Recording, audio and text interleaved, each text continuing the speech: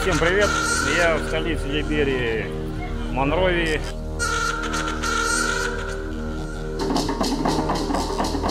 Здесь живут практически все местные наркоманы. Они живут и спят в могилах.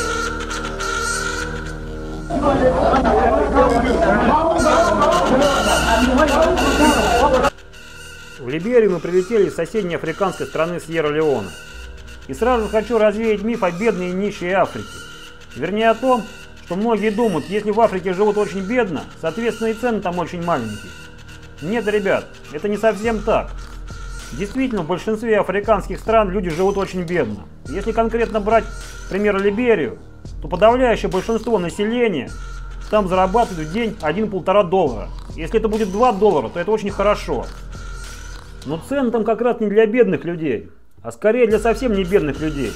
И начнем мы с вами со стоимости перелета африканскими авиалиниями и об уровне сервиса за данную сумму. А позже я вам покажу цену в магазинах Либерии и сколько стоит там буханка хлеба. Я думаю, этому вы очень удивитесь. Также расскажу, какие ритуалы до сих пор практикуются в этой стране. И на личном опыте расскажу, как местные маргиналы нападают на приезжих. Вот так вот кормят в африканских авиалиниях при перелете продолжительностью 1 час стоимостью 230 евро. По приезду в аэропорт мы взяли такси, чтобы заехать в заранее забронированный отель. А пока мы едем, для тех, кто не в теме, скажу. Например, стоимость 3-часового перелета из Москвы в Ереван в среднем 40–50 евро.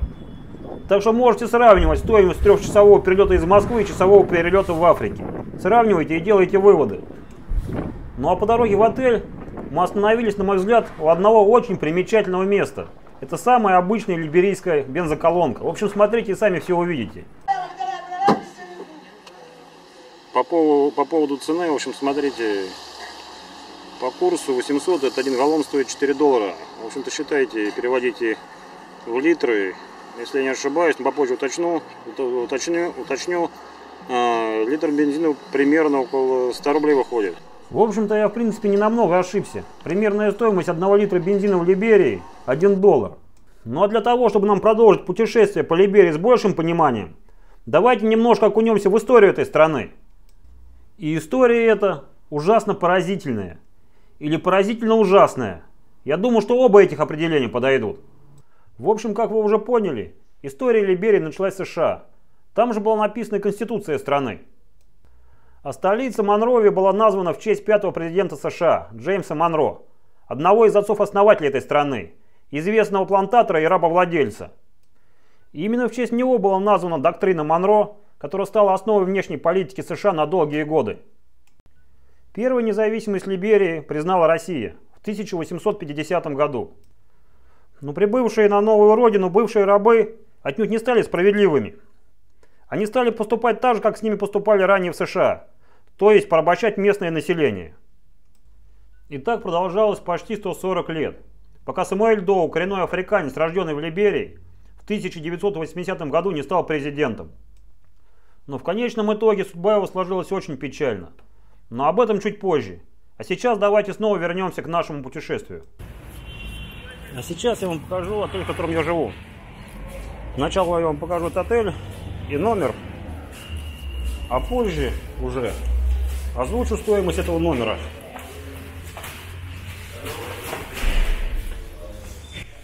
Сразу же хочу оговориться.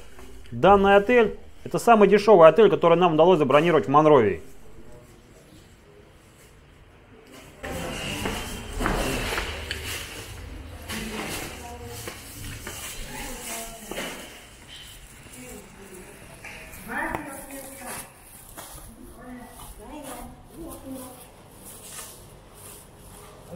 Hello.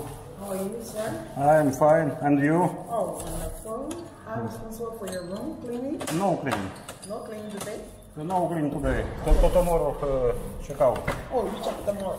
Okay. Okay, I'll do that. Ага.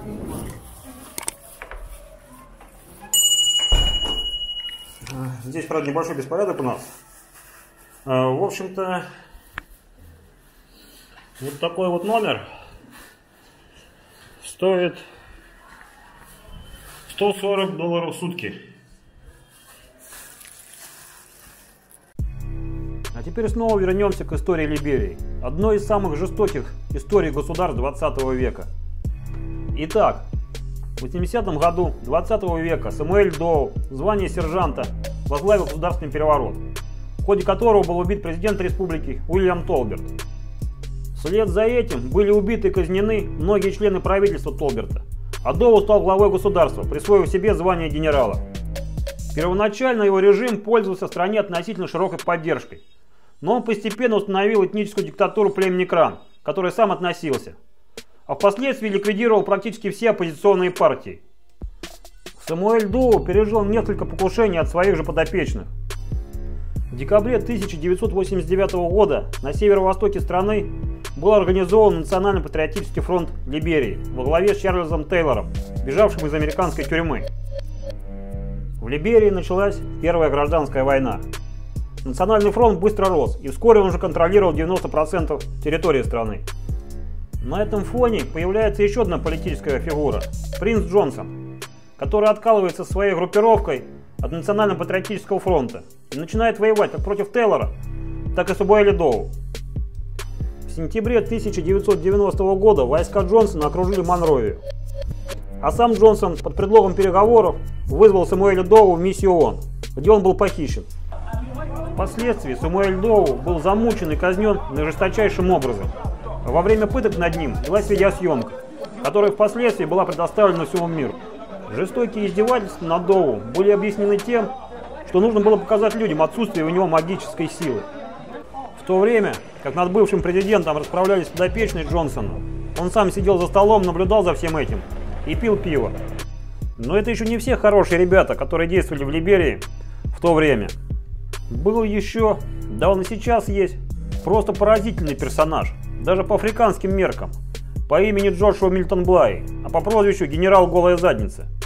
Такое прозвище он получил потому, что ходил в бой со своей бригадой полностью голым, так как считал, что они защищены магической силой. Мало того, в это верили их противники, и было немало случаев, когда солдаты разбегались, просто увидев генерала Голую Задницу со своими солдатами. Также генерал был верховным жрецом племени Кран, духовным наставником при президенте Самуэле Доу. Соответственно, и воевал он на его стороне. А сейчас я вам покажу небольшой фрагмент из интервью данного генерала, которое бралось уже после всех боевых действий. Итак, поэтому твое прозвище было генерал Голый Зад? Да, потому что я был голый, я шел в бой голым. Употребляли люди наркотики или алкоголь перед боем? Да, основная часть моих парней пили кровь убитых невинных детей, прежде чем идти в бой. Ты убивал детей? Да. И потом пил кровь? Да. После окончания Первой гражданской войны в 1997 году в Либерии стартовала президентская кампания. Одним из кандидатов на должность президента был руководитель Национально-патриотического фронта Чарльз Тейлор. Его избирательная кампания проходила под лозунгом «Чарльз Тейлор убил мою мать, убил моего отца, но я все равно проголосую за него». И как ни странно, с результатом более 75% Чарльз Тейлор победил. В общем-то, очень кратко и без нюансов я рассказал вам историю Либерии. Но у многих может возникнуть вопрос, что в конечном итоге стало со всеми этими героями? Ну что же, начнем по порядку. И опять очень кратко. В 2012 году Международный уголовный суд приговорил Чарльза Тейлора к 50 годам тюрьмы за подстрекательство к военным преступлениям и пособничество в преступлениях против человечности. Свидетелем на данном процессе была африканская топ-модель Наоми Кэмпбелл, которой бывший либерийский президент дарил алмазы. Принц Джонсон, тот самый, который пытал и убил Самуэля Доу, в 2007 году получил пост сенатора в правительстве Либерии. Насколько известно, таковым до сих пор и является. А что же стало самым эксцентричным героем, генерала Голый Зад? В 1996 году на него снизошло откровение, и по словам генерала, перед ним явился Иисус Христос, который призвал грешника покаяться в содеянном. После этого генерал стал проповедником. На сегодняшний день у него церковь евангельского служения до конца света и несколько детей. В общем-то, после того, как мы стали немного понимать, что из себя представляет Либерия, давайте продолжим наше путешествие. Когда я отправляюсь в очередную поездку, будь то по России или в какую-нибудь далекую африканскую страну, я всегда стараюсь подготовиться. И для этого ищу нужную информацию. И однажды совершенно случайно я наткнулся, на мой взгляд, на просто офигительный канал о путешествиях, подписчиком которого которого теперь я являюсь. Ребята побывали в таких местах, о которых многие даже и не слышали. А конечно, их цель – посетить все страны мира.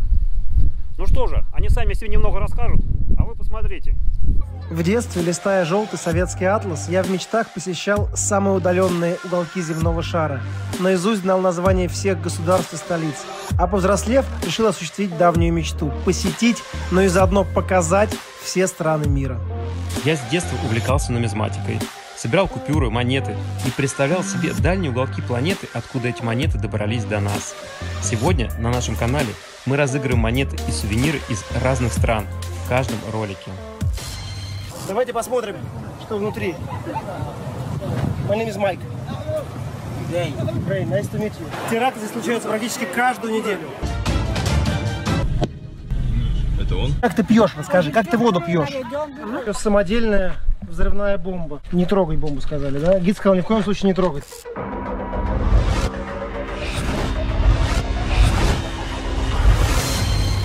Подписывайтесь на наш канал И открывайте мир вместе с нами. А сейчас смотрим мое видео до конца, из которого вы узнаете, за сколько можно купить рабыню в Либерию, какие ритуалы там до сих пор практикуются и еще много интересного. А после этого сразу к ним. Как я говорил ранее, генерал Голый Зад перед боем совершал различные ритуалы, в том числе и жертвоприношения. По непроверенным данным, в Либерии до сих пор практикуются подобные вещи. Ну, например, когда нужно совершить какую-либо сделку. В некоторых деревнях Либерии ребенка можно купить за 50-100 долларов, женщину-рабыню за 100-200 долларов. Мы побывали в одной из удаленных либерийских деревень, а местные девушки станцевали перед нами. Но я не хочу утверждать, что именно в этой деревне можно купить ребенка или рабыню. Короче, 5-6 часов езды на автомобиле от столицы Либерии Монровии и 10-20 минут на лодке, и мы попадаем в местную деревню. Вот так вот живет местное население. Дом из глины и еще из чего-либо.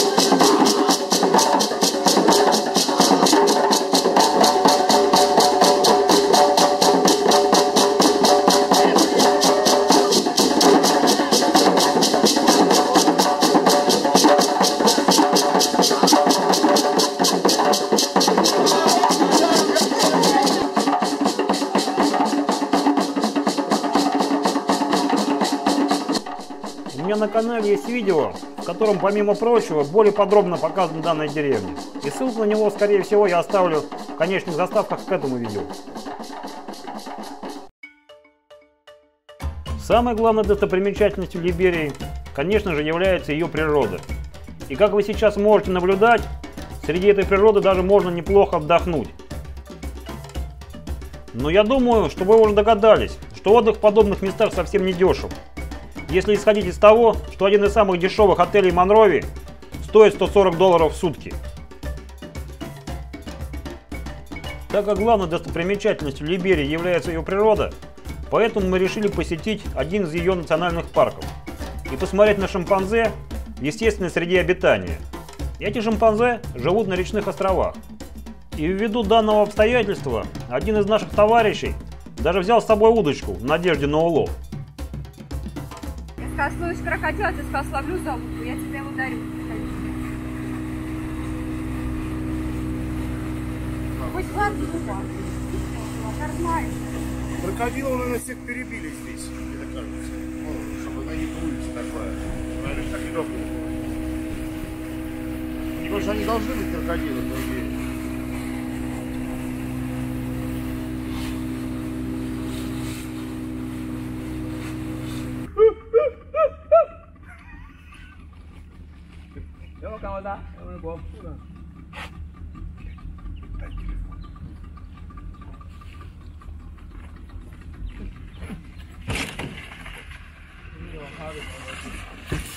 Ever since I told you, say you saw so I can't decide.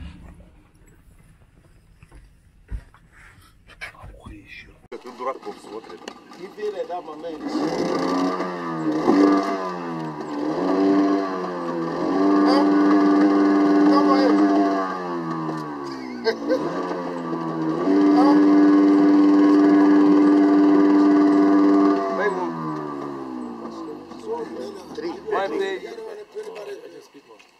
Вон там сидит в углу. Вон там, вот туда рослых один. А child есть, дети есть? Я just see. Они их разделяют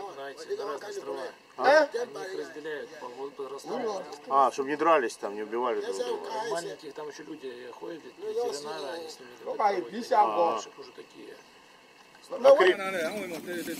Обиделись они, обманули. Блядь, почему он такие страшные жопы? Как голова, с этой стороны своей, как будто голова, да? Ужасно. Это мозг. Может, там мозг обезьяны, это жопа. Может быть. Не, вот то еще ничего, это вообще жесть. Ну что же, а теперь давайте перенесемся в столицу Либерии, Монровию, и посмотрим, какие там цены на продукты. Еще раз вам напомню, то, что средняя зарплата в Либерии у подавляющего большинства населения 1–1,5 доллара в сутки. А после этого мы отправимся в одно примечательное место, которое находится практически в самом центре Монровии. Те, кто давно меня смотрят, знают то, что я в своих путешествиях стараюсь посещать не стандартные достопримечательности типа музеев и памятников, а необычные места. И на этот раз необычным местом будет городское кладбище, которое послужило прибежищем для местных наркоманов. И на этом кладбище нам пришлось испытать немало тревожных минут. На нас там было совершено нападение. А сейчас, ребят, мы зайдем в один из самых крупнейших супермаркетов столицы Либерии, Монровии, посмотрим, что здесь сколько стоит. Ранее я уже упоминал, что цены здесь довольно немаленькие. Но сейчас все это уточним конкретно на примерах.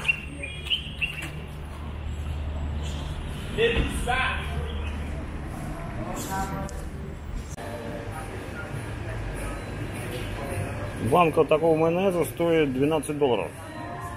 Какой здесь объем? 3785 литров. Такой майонез закупают вот такими огромными банками и потом продают их маленькими пакетиками, делая на этом бизнес. Хочу отметить то, что в Либерии в ходу как местные доллары, так и доллары США. Но приоритет все-таки отдается американским долларам. И чаще всего цены в магазинах выставляются именно в них. 6 яиц 1,5 доллара. Сникерс 1 доллар, примерно 65 рублей. Ну и все остальные шоколадки по столько же. А в магазине заправки Сникерс стоил 2 доллара. Баночка йогурта 55 центов. Это около 40 рублей. Как, наверное, уже многие догадались, я рассчитывал стоимость продуктов, исходя из того, что 1 доллар равен примерно 65 рублям. Литр сока 2,3 доллара. Ну, считайте, примерно 150 рублей.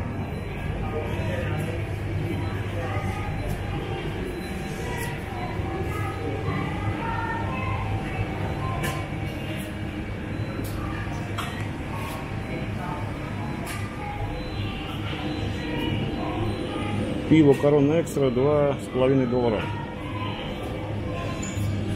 Пепси 70 центов. Примерно 50 рублей, наверное. Вермишель 45 центов.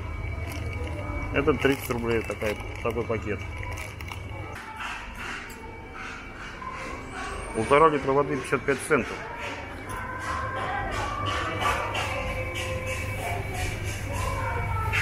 Пакет спагетти $2, 120 рублей.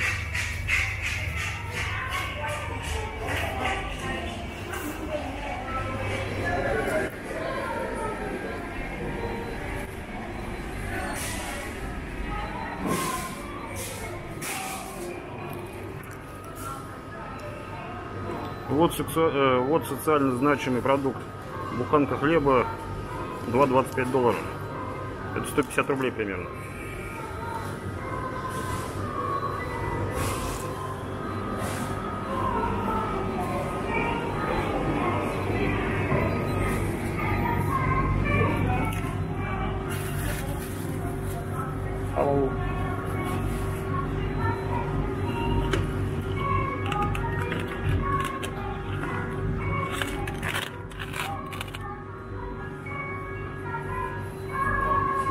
Полкило яблок, 450 грамм яблок, $2.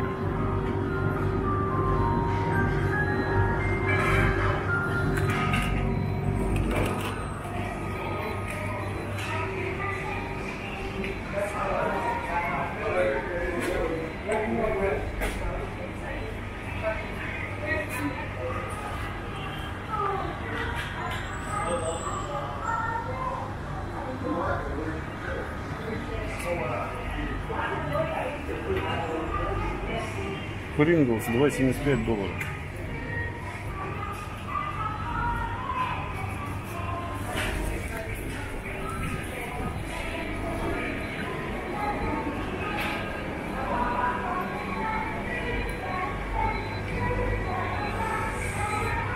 Оливковое масло $12. 1 литр. Еще что касаемо цен. Вот зашли, скажем так, кафе, но пусть будет среднего уровня, и вот такая шаурма здесь стоит $5, то есть более 300 рублей. Сравнивайте с теми регионами, где находитесь вы. Сейчас, короче, идем на местное городское кладбище. Договорились вот с этим парнем, он нас проведет и покажет, что здесь интересного. Интересное здесь следующее: здесь живут практически все местные наркоманы. Они живут и спят в могилах.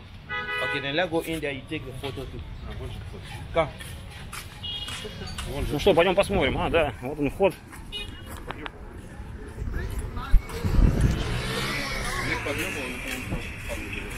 Мне кажется, он просто не знал.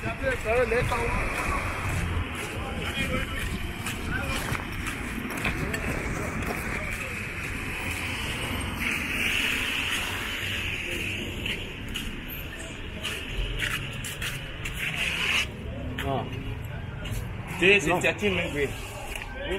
13 men. 30 men? Yes. 30 men? Yes. Что это? Come. Здесь похоронено 30 мужчин. Ну ладно, пойдем дальше смотреть. 30 мужчин. Come back. Go to looking for certain things. You want to take picture and take. Come.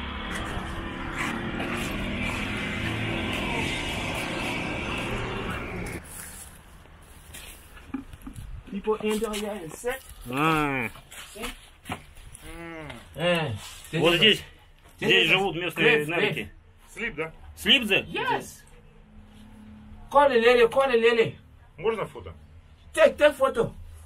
Сереж, прими чуть руку. As you set in? As you set in? No. Okay. Take more photo. People sleep. Okay. Yeah. You know the place is butchers, but many grave here. But we'll go up there until you come and see.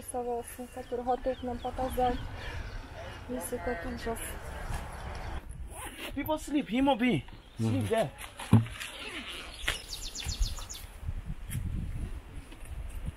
Это вот, короче, здесь местные небоскребы. It's a grave cemetery, very big. Yeah, but you see the place is buche, so grass. Пойдем дальше, пусть покажет нам людей. Пусть покажет нам местное население. Okay. Go. We're going to the other side. No, come. We will go back and get this way. Обходить надо? Yeah, you can go. Сейчас тебя снимать буду. Окей. Take down. Come. А вон, пойдем к этим подойдем. Сейчас будете там деньги давать. Сейчас посмотрим сначала.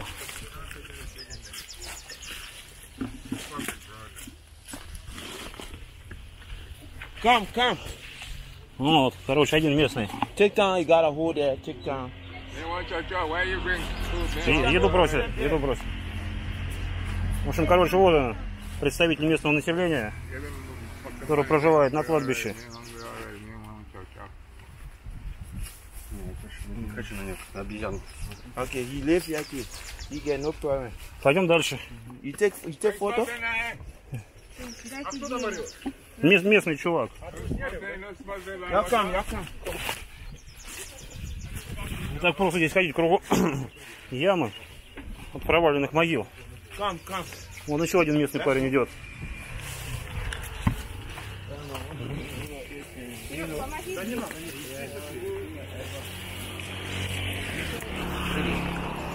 Brother,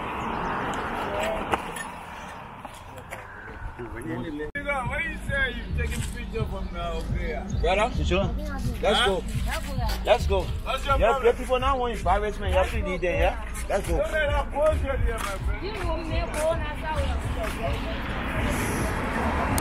Don't get the police out there. Come.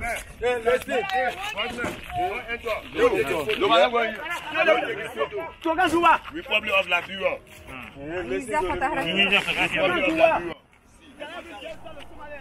В общем-то, как сейчас вы можете наблюдать, у нас возникла напряженная ситуация. Возникла она из-за того, что мы встретили местных ребят, каждый из которых утверждал, что делать фото можно только с его разрешения и, соответственно, заплатить нужно только ему.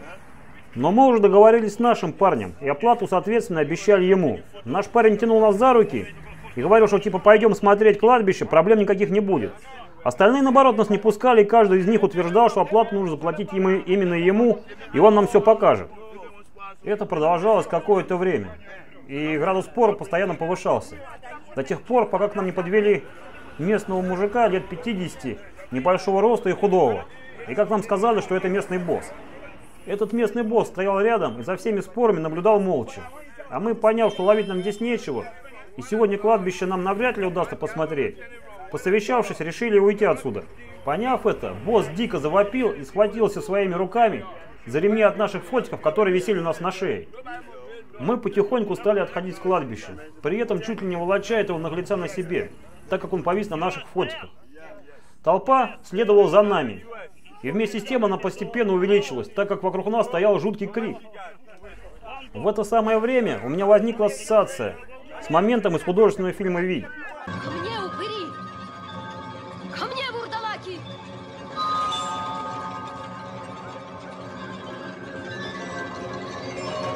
Конечно же, можно было бы выхлестнуть этого наглеца с одного удара. Но в данном случае реакция толпы была бы непредсказуемой, несмотря на то, что часть ее была на нашей стороне. Все это продолжалось до тех пор, пока мимо нас не проезжал полицейский патруль на мотоцикле. Только тогда этот мужик отпустил наши фотоаппараты, и то не сразу. В общем-то, благодаря этим полицейским данную ситуацию удалось разрулить. Хотя обычно в большинстве стран Африки, в том числе и Либерии особенно, местные полицейские сами не прочь поживиться на белых приезжих. После этого инцидента мы поймали мототакси и отправились в сторону нашего отеля. Как вы, наверное, догадались, видеосъемки этого инцидента у меня нет, но так как мне было реально не до этого. То, что вы сейчас видели, это самое начало спора. А когда он стал приобретать острые фазы, я просто-напросто от греха подальше выключил свою камеру, несмотря на то, что она у меня была миниатюрного размера и практически полностью помещалась в руку. На утро следующего дня мы вылетали в другую африканскую страну, Ганну. Таксист, который должен был за нами приехать, не приехал.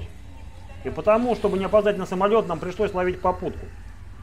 После того, как мы поймали попутку, сотрудник отеля на смартфон сфотографировал 2 местных парней, которые находились в этой машине, и записал их номер телефона. А также предупредил, если с нами что-то случится, то их ждут большие проблемы. В общем-то, ребят, вот такая эта страна Либерия. Даже для большинства опытных туристов она будет мало понятна. А что вы думаете о ней, можете написать в комментариях.